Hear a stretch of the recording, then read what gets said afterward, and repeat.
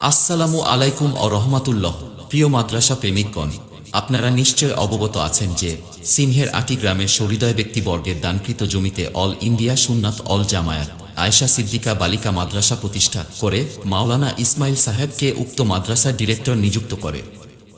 কয়েক বছর পর সংগঠনের শৃঙ্খলা ভঙ্গের কারণে মাওলানা ইসমাইলকে সংগঠন থেকে বহিষ্কার করা সত্ত্বেও গায়ের জোরে ইসমাইল মাদ্রাসা পরিচালনা করতে থাকে। লেখা থাকা সত্ত্বেও মাওলানা ইসমাইল সাহেব হিটলারি কায়দায় মাদ্রাসা সমস্ত হেডলাইন থেকে অল ইন্ডিয়া সুন্নাত অল জামায়াত মুছে দেয়। গত 27/11/2023 তারিখে জমি দাতাদের দানকে উপেক্ষা করে মাওলানা ইসমাইল জালিয়াতি করে মাদ্রাসার সমস্ত জমির নতুন দলিল করেছে।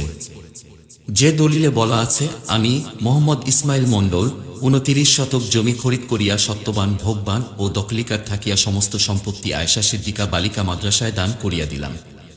জমি দাতাদের সমস্ত দানকে সম্পূর্ণ উড়িয়ে দিয়ে মাওলানা ইসমাইল সাহেব নিজেই জমি দাতা সেজেছেন।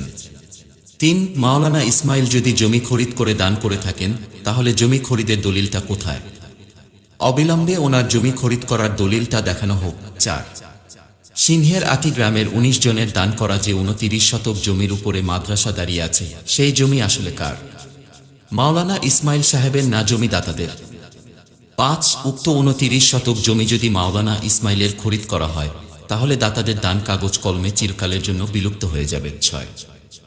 ইসমাইলকে অল ইন্ডিয়া সুন্নাত অল জামায়াত বহিষ্কার করার পর আয়েশা সিদ্দিকা বালিকা মাদ্রাসা সম্পাদক হয়েছিলেন জনাব সাইফুল ইসলাম সাহেব। আজ পর্যন্ত বিগত 6 বছরে আয়েশা সিদ্দিকা বালিকা মাদ্রাসার কোনো কাগজপত্রে কোথাও ইসমাইল সাহেবের নামে সম্পাদক লেখা দেখেছেন? সমস্ত কাগজপত্রে উনি ডাইরেক্টর ছিলেন।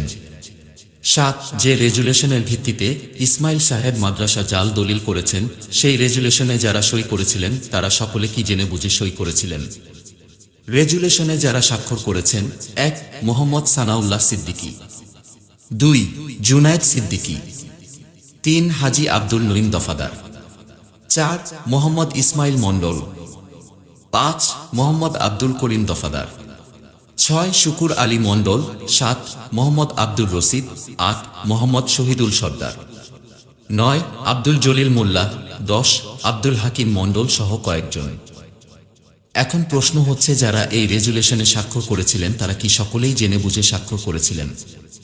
আপনাদের উত্তরের অপেক্ষায় থাকলাম। 8. যে জমি দাতাগণ স্বতঃস্ফূর্তভাবে মাদ্রাসায় দান করেছিলেন, সেই একই জমি মাওলানা ইসমাইল কি করে খরিদ করতে পারলেন? সিংহের আটি, শানপুকুর, গবিলা ও পার্শ্ববর্তী এলাকার সুবুদ্ধি সম্পন্ন, ধর্মপরায়ণ ও শিক্ষিত সমাজকে খুব নিরপেক্ষ দৃষ্টিতে ভাবতে ও সঠিক পদক্ষেপ গ্রহণ করতে অনুরোধ করছি।